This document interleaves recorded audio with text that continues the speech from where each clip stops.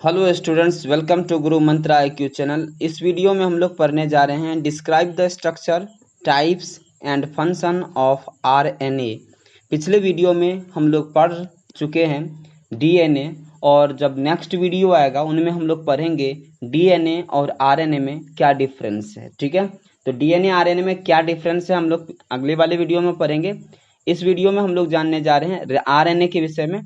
और आप यहाँ देखिए क्वेश्चन लिखा हुआ भी है कि describe the structure and function, structure, types, function of RNA। RNA का फुल फॉर्म हम आपको सबसे पहले बता देते हैं। RNA का जो फुल फॉर्म होता है राइबो न्यूक्लिक एसिड होता है। और DNA हो या RNA हो या सेल जो होता है सेल के न्यूक्लियस में न्यूक्लियस के अंदर यह DNA RNA इस न्यूक्लिक एसिड के रूप में रहता है। किसके रूप में रहता है? Nucleic acid. इसका फुल फॉर्म ये होता है राइबो न्यूक्लिक एसिड, और उसका क्या फुल फॉर्म होता है DNA का? Deoxy ribo nucleic acid. अब RNA के विषय में हम लोग जानते हैं RNA न्यूक्लियोटाइड का बना पॉलीमर है। पहला पॉइंट है RNA जो होता है क्या है? न्यूक्लियोटाइड का बना पॉलीमर है। तो आपके मन में प्रश्न उठा होगा ये न्यूक्लियोटाइड क्या होता है। तो न्यूक्लियोटाइड के विषय में हम बता दें, nucleotide pentose sugar, nitrogenous base और phosphate, pentose sugar, nitrogenous base और फॉस्फेट का बना होता है। तब अगर पूछा जाए न्यूक्लियोटाइड किसका बना होता है तो क्या कहिएगा? तो पेंटोज शुगर, कौन सा शुगर? पेंटोज शुगर का बना रहता है, फॉस्फेट का बना रहता है, और किसका बना रहता है? नाइट्रोजनस बेस का बना रहता है। फिर से एक बार हम आपको रिकॉल करा देते हैं कि जो आप देख रहे हैं यहाँ शुगर, कौन सा शुगर? Pentose sugar. इसका मतलब है 5 कार्बन वाले शुगर। जब हमने आपको पढ़ाया था DNA वाले में केमिकल कंपोजिशन में कि DNA ये जो न्यूक्लियोटाइड है, न्यूक्लियोटाइड पेंटोज शुगर, फॉस्फेट और नाइट्रोजनस बेस का बना होता है। और पेंटोज शुगर के विषय में हमने बताया था या फॉस्फेट या जो है 5 कार्बन वाले शुगर का बना होता है, इसलिए इसे पेंटोज शुगर कहते हैं। ये जो पेंटोज शुगर है या जो शुगर होता है 2 प्रकार के होता है एक तो राइबोज शुगर होता है और deoxy ribose sugar. Ribose sugar किस में रहता है? तो राइबोज शुगर होता है राइबो न्यूक्लिक एसिड RNA में होता है, जबकि डीऑक्सी राइबोज होता है DNA में। तो इसमें कौन सा RNA में कौन सा शुगर होने वाला है? इसका मतलब राइबोज शुगर होने वाला है। आप अच्छी तरह से समझ रहे हैं। अभी हम आपको बता रहे थे फॉस्फेट के विषय में। ये फॉस्फेट क्या है? तो फॉस्फेरिक एसिड जो होता है उसी को फॉस्फेट कहा जाता है। कि फॉस्फेट जो इसमें पाया जाता है फॉस्फोरिक एसिड के रूप में पाया जाता है। ठीक है, और ये एसिडिक नेचर का होता है। जबकि नाइट्रोजनस बेस की अगर बात करें, नाइट्रोजनस बेस क्या है? अगर पूछा जाए नाइट्रोजनस बेस क्या है, तो यह 2 प्रकार का नाइट्रोजनस बेस होता है। एक तो होता है प्यूरिन और दूसरा होता है पिरामिडिन। अच्छा, पैरिमिडिन जो होता है, प्यूरिन सबसे पहले जानते हैं। प्यूरिन क्या होता है? जिसमें एडिनिन हो, ग्वानिन हो, साइटोसिन हो, एडोनिन, ग्वानिन, प्यूरिन में जो होता है क्या रहता है? एडिनिन और ग्वानिन होता है। प्यूरिन, एडिनिन और ग्वानिन। अगर हम आपको नाइट्रोजनस बेस की बात करें तो एक तो हमने बताया प्यूरिन होता है, एक तो पैरिमिडिन होता है। तो प्यूरिन में क्या होता है? एडिनिन होता है और एडिनिन और ग्वानिन होता है। जबकि जो पैरिमिडिन होता है, ठीक है, पैरिमिडिन में क्या सब होता है? साइटोसिन होता है, थाइमिन होता है और यूरेसिल होता है। साइटोसिन, थाइमिन और यूरेसिल होता है। मैं आपको एक चीज और बता दूं कि इसमें जो साइटोसिन कार्बन तथा नाइट्रोजन के बीच हाइड्रोजन का डबल बॉन्ड होता है। क्या होता है? एडिनिन में और ग्वानिन में, ये जो एडिनिन और ग्वानिन देख रहे हैं इसमें क्या होता है? कार्बन और हाइड्रोजन के बीच में क्या रहता है? डबल बॉन्ड रहता है। कार्बन तथा नाइट्रोजन के बीच में क्या रहता है? डबल बॉन्ड रहता है। जबकि इनमें अगर करें कार्बन तथा नाइट्रोजन की बात, पैरिमिडिन में अगर बात करें तो कार्बन तथा नाइट्रोजन के बीच जो होता है इसमें भी हाइड्रोजन का, इसमें सिंगल बॉन्ड होता है। क्या होता है? इसके बीच में सिंगल बॉन्ड होता है।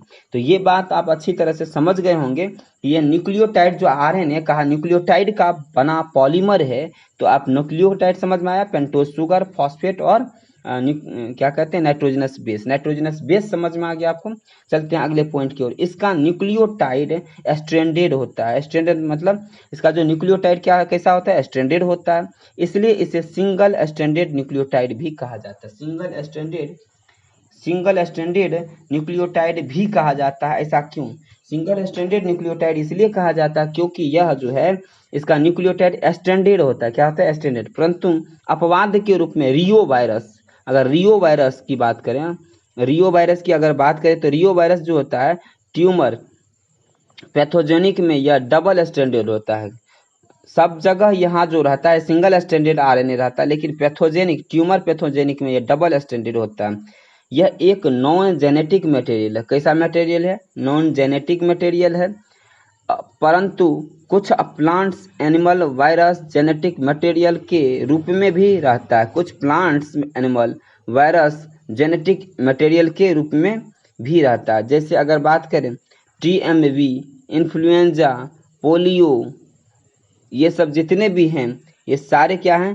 ये नॉन जेनेटिक मटेरियल, परंतु कुछ plants animal virus genetic material को के रूप में भी पाए जाते हैं। ठीक है, तो अब हम चलेंगे इनके अक्रेंस की ओर। ठीक है, अक्रेंस के विषय में हम लोग पढ़ेंगे। अक्रेंस माना प्राप्ति स्थान। यह सभी प्रोकैरियोटिक सेल तथा यूकैरियोटिक सेल में पाया जाता है। कहाँ पाया जाता है? अक्रेंस माना कहाँ प्राप्ति स्थान है, तो यह सभी प्रोकैरियोटिक तथा यूकैरियोटिक सेल में पाया जाता है। आपको बता दें कि यूकैरियोटिक सेल जिसमें न्यूक्लियस प्रेजेंट रहता है, ऐसा सेल जिसमें न्यूक्लियस क्या रहता है? मौजूद रहता है। प्रोकैरियोटिक सेल जिसमें न्यूक्लियस नहीं रहता। तो यूकैरियोटिक और प्रोकैरियोटिक समझ में आ गया होगा। तो जितने भी यूकैरियोटिक और प्रोकैरियोटिक सेल है सब में यह आरएनए पाया जाता है। यूकैरियोटिक मतलब हो गया ह्यूमन बीइंग, मानव, मनुष्य, पेड़ पौधे, जबकि प्रोकैरियोटिक में छोटे छोटे जीव जंतु आते हैं। ठीक है, तो आपने देखा कि आरएनए सारे सभी में, प्रोकैरियोटिक हो यूकैरियोटिक सेल हो, सब में पाया जाता है। यह nucleolus, mitochondria, chloroplast, plastid etc. में पाया जाता है। और यह कहाँ पाया जाता है? न्यूक्लियस में पाया जाता है, माइटोकॉन्ड्रिया में भी पाया जाता है, क्लोरोप्लास्ट में भी पाया जाता है, उसके बाद प्लास्टिड इटीसी में पाया जाता है। उसके बाद नॉन जेनेटिक आरएनए डीएनए के ऑर्डर का पालन करता है। नॉन जेनेटिक आरएनए क्या होता है? डीएनए के ऑर्डर का पालन करता रहता है। ठीक है, तो अब हम लोग पढ़ने जा रहे हैं chemical composition and structure of RNA. Chemical composition और स्ट्रक्चर पढ़ने जा रहे हैं। ठीक है, केमिकल कंपोजिशन और स्ट्रक्चर ऑफ आरएनए में हम लोग पढ़ने जा रहे हैं। पहला पॉइंट इसमें हम लोग ये देखेंगे कि आरएनए न्यूक्लियोटाइड का बना एक मैक्रोमॉलिक्यूल्स है। आरएनए क्या है? न्यूक्लियोटाइड का बना होता है। किसका बना होता है? न्यूक्लियोटाइड का बना होता है। इसके न्यूक्लियोटाइड में क्या रहेगा? फॉस्फेट रहेगा। मैंने आपको पहले बताया था कि न्यूक्लियोटाइड में फॉस्फेट, राइबोज सुगर रहेगा और नाइट्रोजनस बेस रहेगा। तो सुगर होता है, लेकिन सुगर दो तरह का, एक तो राइबोज सुगर, एक deoxy ribose sugar. Deoxy ribose sugar कहाँ रहेगा? तो डीएनए में रहेगा। और राइबोज सुगर कहाँ रहेगा? तो आरएनए में रहेगा। तो नाइट्रोजनस बेस तो इसमें भी रहेगा और फॉस्फेट इसमें भी रहेगा। ठीक है, तो न्यूक्लियोटाइड उसको कहते हैं। क्या कहते हैं? न्यूक्लियोटाइड कहते हैं। आरएनए का प्रारंभिक रचना, आरएनए का जो प्रारंभिक रचना की बात कर लें तो आरएनए का प्रारंभिक रचना डीएनए के समान ही होता है। अंतर केवल इतना होता है कि उसमें डिऑक्सी राइबोज सुगर के स्थान पर राइबोज सुगर होता है। मतलब अगर हम यूं कहें कि डीएनए में डिऑक्सी राइबोज सुगर होता है तो इसमें राइबोज सुगर होता है। बाद बाकी सब कुछ डीएनए के समान ही होता है। अंतर बस यही है कि उसमें डिऑक्सी राइबोज होता है, इसमें राइबोज सुगर होता है। ठीक है, एवं थाइमिन के स्थान पर यूरेसिल। एक चीज और, वहां क्या होता है? डीएनए में एडेनिन होता है, ग्वानिन होता है, थाइमिन होता है, साइटोसिन होता है। एडेनिन का ग्वानिन से, साइटोसिन का थाइमिन से होता है। सॉरी, एडेनिन का थाइमिन से होता है, एडेनिन का किससे? थाइमिन से। थाइमिन से होता है और एडेनिन थाइमिन के बीच में डबल बॉन्ड होता है। ठीक है, जबकि साइटोसिन और ग्वानिन के बीच में ट्रिपल बॉन्ड होता है। तो साइटोसिन और ग्वानिन के साथ इसका स्ट्रक्चर जब बनाए थे तो आपको बताया था हमने। ठीक है, लेकिन अगर हम यह बात कहें कि आरएनए में क्या होता है उनके बदले में? एडेनिन तो होता ही है, एडेनिन उसमें भी होता है, इसमें भी होता है। इसमें केवल थाइमिन जहां आया था, डीएनए में थाइमिन आता है, उसमें थाइमिन के जगह यूरेसिल कर दिया जाता है। यूरेसिल उसमें नहीं आया था। तो अगर आपसे पूछा जाए कि बताइए निम्न में से किस में डीएनए में क्या नहीं रहता है, अगर ये पूछा जाए तो डीएनए में यूरेसिल नहीं रहता है, आरएनए में यूरेसिल रहता है। तो ये आप निकालिए, कई बार ऑब्जेक्टिव में यह आया है, इसलिए इसे राइबोन्यूक्लिक एसिड कहा जाता है। नाइट्रोजनस बेस में थाइमिन के जगह यूरेसिल होता है। एडेनिन तथा यूरेसिल, साइटोसिन तथा ग्वानिन नाइट्रोजनस बेस रहता है। क्या है? नाइट्रोजनस बेस रहता है। टाइप्स ऑफ आरएनए के पास हम लोग चलते हैं। आरएनए मुख्य रूप से कितने? 3 प्रकार के होते हैं। आरएनए मुख्य रूप से कितने प्रकार के होते हैं? तीन प्रकार के होते हैं। अगर आरएनए की बात करें तो पहला आरएनए हम बताते हैं टीआरएनए होता है। जैसे हम अगर बात करें, पहला टीआरएनए होता है और दूसरा आरआरएनए होता है और तीसरा क्या होता है, एमआरएनए होता है। आरएनए भी तीन तरह का हो गया, एक तो टीआरएनए, एक आरआरएनए और तीसरा एमआरएनए। आपके मन में प्रश्न उठता होगा कि टीआरएनए क्या है। ट्रांसफर आरएनए कहते हैं इसको, और ये सॉल्यूबल आरएनए भी कहते हैं। टीआरएनए को ट्रांसफर आरएनए और सॉल्यूबल आरएनए भी कहते हैं। तो ये बात समझ में आया। आरआरएनए को क्या कहते हैं, राइबोसोमल आरएनए कहते हैं, और यह इनसॉल्यूबल होता है। जो आपको हम यह कह दें, इनसॉल्यूबल मतलब अघुलनशील, जबकि आरएनए टीआरएनए की बात करें तो टीआरएनए सॉल्यूबल होता है, इसलिए उसे क्या कहते हैं, घुलनशील भी कहते हैं। इस ट्रांसफर आरएनए है, ठीक है। एमआरएनए का मतलब मैसेंजर आरएनए, मतलब इंफॉर्मेशन ऑफ आरएनए, इंफॉर्मेशन देता है, ठीक है। तो तीन तरह के आरएनए होते हैं। तो आप ये देख रहे हैं कि आरएनए का जो टाइप्स है, ये टाइप्स क्या है, आरआरएनए है, टीआरएनए है, एमआरएनए है, राइबोसोमल आरएनए, इनको इनसॉल्यूबल आरएनए कहते हैं, टीआरएनए को ट्रांसफर आरएनए, सॉल्यूबल आरएनए कहते हैं, जबकि एमआरएनए को मैसेंजर आरएनए और इंफॉर्मेशन आरएनए भी कहा जाता है। चलिए राइबोसोमल यानी आरआरएनए की बात करते हैं। यह सेल में पाए जाने वाले आरएनए का 80% होता है। आरएनए का कितना प्रतिशत होता है, सबसे ज़्यादा अगर बात करें तो आपको आरएनए सबसे ज़्यादा प्रतिशत में रहता है।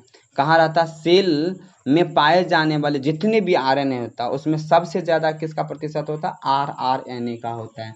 जबकि हम टीआरएनए की बात करें तो ये जो होता है 80% होता है। कितना होता है, 80%।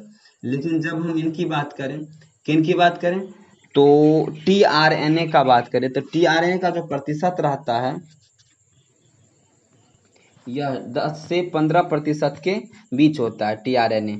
जबकि एमआरएनए या मैसेंजर आरएनए की बात करें तो 3 से 5 3.5 से 5 के बीच होता है, ठीक है। तो 3.5 से 5 के बीच होता है। यह सेल में पाए जाने वाले टोटल आरएनए का 80%। टोटल आरएनए का 10 से 15% कौन होता है, तो 10 से 15% टीआरएनए, एमआरएनए 3.5 से 5% होता है, ठीक है। तो इसमें कोई डाउट नहीं होना चाहिए। हम लोग आगे बढ़ते हैं, राइबोसोमल आरएनए के विषय में पढ़ते हैं। यह सेल में पाए जाने वाला टोटल आरएनए का 80% होता है। यह सिंगल स्ट्रैंडेड होता है। सिंगल स्ट्रैंडेड यहाँ आप देख रहे हैं, सिंगल स्ट्रैंडेड इस तरह से बना हुआ रहता है, ठीक है। इस फिगर को आप देख लीजिए, सिंगल स्ट्रैंडेड है और यह सिंगल स्ट्रैंडेड होता है। इसमें विभिन्न प्रकार के बैंडिंग फोल्डिंग होने के कारण डबल स्ट्रैंडेड दिखाई देता है। अब यहाँ देखिए, इसमें विभिन्न प्रकार का बेंडिंग है, फोल्डिंग है कि नहीं, बेंड किया गया या फोल्ड किया गया, ठीक है। तो यहाँ विभिन्न प्रकार के बेंडिंग या फोल्डिंग है। इन्हीं कारणों के कारण हम कह सकते हैं कि डबल स्टैंडर्ड दिखाई देता है, ठीक है। इसका निर्माण न्यूक्लियोलस के अंदर होता है। किसके अंतर्गत होता है, न्यूक्लियोलस के अंदर होता है।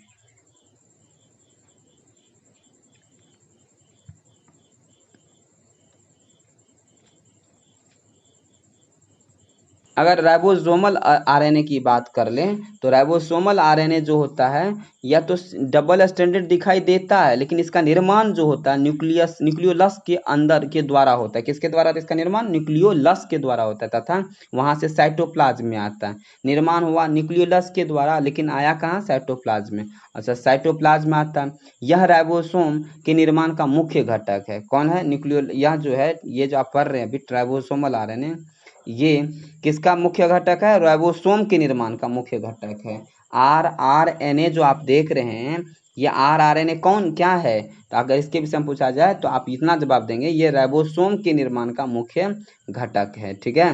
एग्जाम में पूछा जाता है क्वेश्चन, ये फिगर है, आप इसको आसानी से देख सकते हैं और बना सकते हैं, ठीक है। तो अब हम बात करें यूकैरियोटिक सेल में, यह 4 प्रकार का होता है। यूकैरियोटिक सेल मतलब ह्यूमन बीइंग, प्लांट आदि।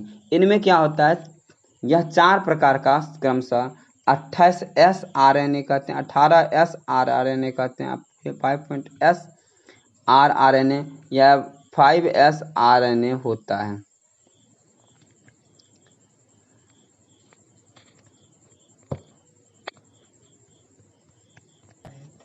यह प्रोकैरियोटिक के 70s राइबोसोम में respectively 23rd sRNA 60s rRNA 5s rRNA होता है। जब आपको हम बता दें, यह जो आप RNA पढ़ रहे हैं 60s 70s, तो जब आप जा करके कहाँ राइबोसोम पढ़िएगा सेल चैप्टर में, पिछले वाले वीडियो में हमने बताया है, उसमें आप जा करके राइबोसोम को पढ़िए, आपको आंसर मिल जाएगा। तो यहाँ हम बता देते हैं, यहाँ जो 80s RNA होता है उसमें 2 तरह का RNA होता है, ठीक है। RNA कितने तरह का, सॉरी, अगर साइटोप्लाज्म में हम अगर बात करें, जो राइबोसोम की बात करें तो ये 2 तरह का होता है। एक तो 80s होता है, दूसरा 70s होता है। 80s जो है यूकैरियोटिक सेल में रहता है, जबकि 70s प्रोकैरियोटिक सेल में रहता है। 80s 40s और 60s मिला करके बनता है। किसके मिला करके? 60s को मिला करके बनता है। यहाँ थोड़ा मिस्टेक है, एस लगा लीजिएगा। तो ये 80s जो बनता है किसके द्वारा? 40s और 60s को मिलाकर बनता है, जबकि 70s 30s और 50s को मिला के बनता है।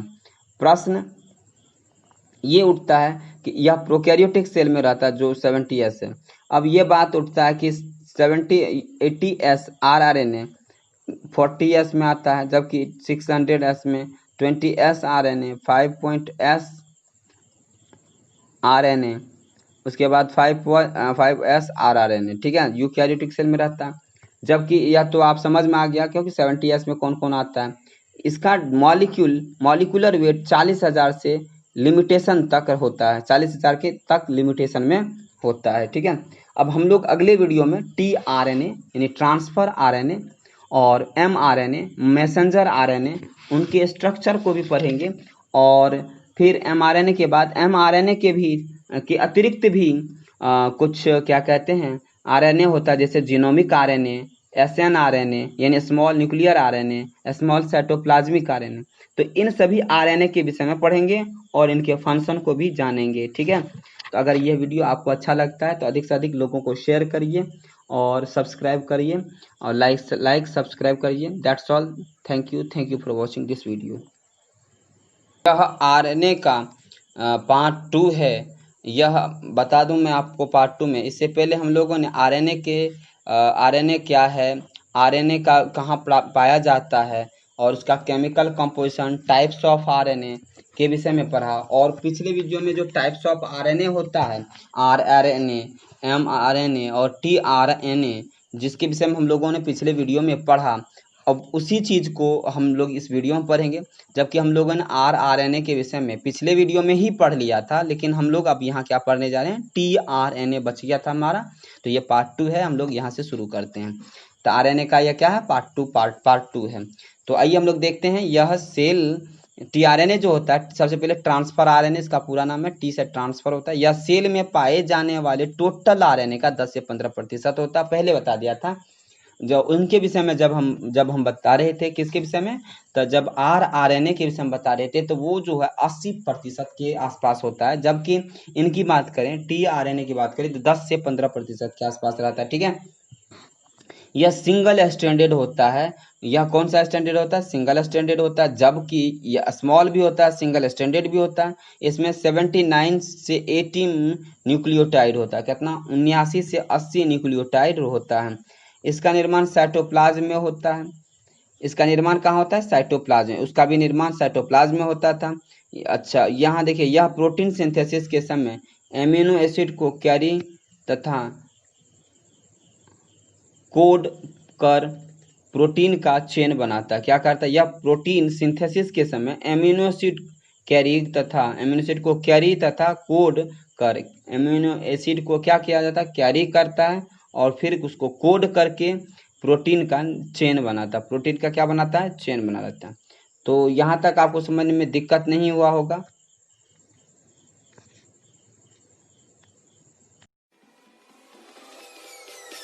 Peace.